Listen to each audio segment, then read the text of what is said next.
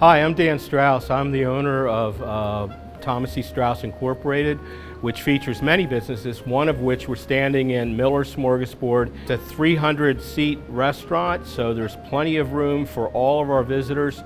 We have great foods such as our signature chicken and waffles, which was developed in 1929 by the originator of Miller's, Anna Miller. We have 8 crafted homemade soups.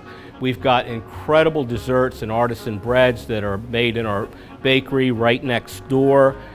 And next door to Miller's, we have our locally made food shop, which features sticky buns. We have cookies, we've got pies, whoopie pies, which are a Lancaster County creation, and other foods that travel well, and gifts.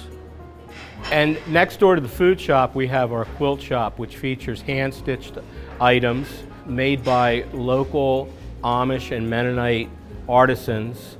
About 5 minutes northeast, we have another property, Plain and Fancy Farm. It has Amish View Hotel, an 87-room boutique hotel that is featured in TripAdvisor and Trivago as very well rated. Surrounding that is the Amish Country Experience, which features tours. And then there's Aaron and Jessica's Buggy Rides, which will take you on a tour throughout the countryside. So there's a lot to do here.